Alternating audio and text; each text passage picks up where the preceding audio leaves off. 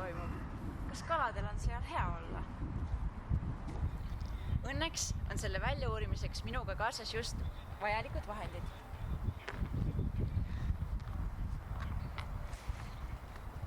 Siin on kohver, mida soovitab UNESCO Ühendkoolide Läänemere projekt just näiteks veeseisundi väljauurimiseks ning seda me hakkamegi kasutama.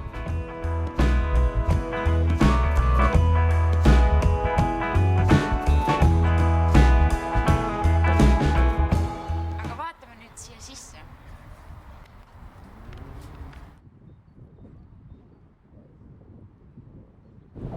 Tegelikult saab selle kohvriga teha nii vee, mulla kui õhu-uuringuid ning selle jaoks on kirja pandud põhjalik ingliskeelne juhend. Et teha veekeemia katsete läbiviimine lihtsamaks, on just vee osa tõlgitud eesti keelde ning selle juhendi leiab UNESCO Läänemere projekti kodulehelt. Vee keemilise koostise teadasaamiseks on hea uurida järgmisi parameetreid. Nitrit, nitraat, fosfaat, veekaredus, ammoonium ning pH, mida me ka täna täpsemalt uurima hakkame.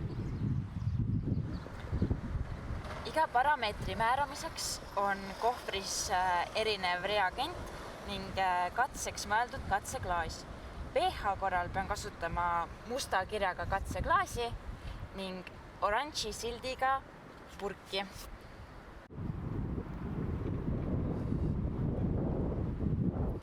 Kuna tegemist on kemikaalidega, tuleb alati kasutada kummikindaid.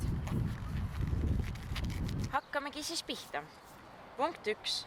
Võta pipetiga uuritavat vett ja täida katseklaas kuni sellel märgitud triibuni.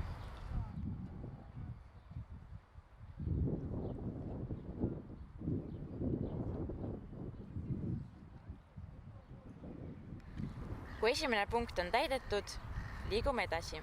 Punkt 2. Lisa 4 tilka pH reaktiivi, sulge katseklaas ja raputa.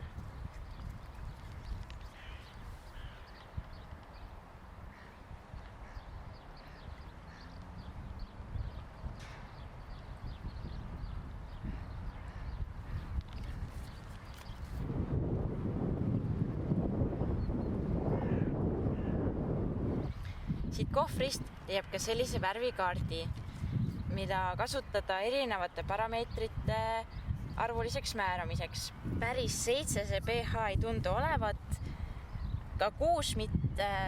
Mina paneks selle siia kuskile vahepeale, arvatavasti võib pH olla umbes 6,5.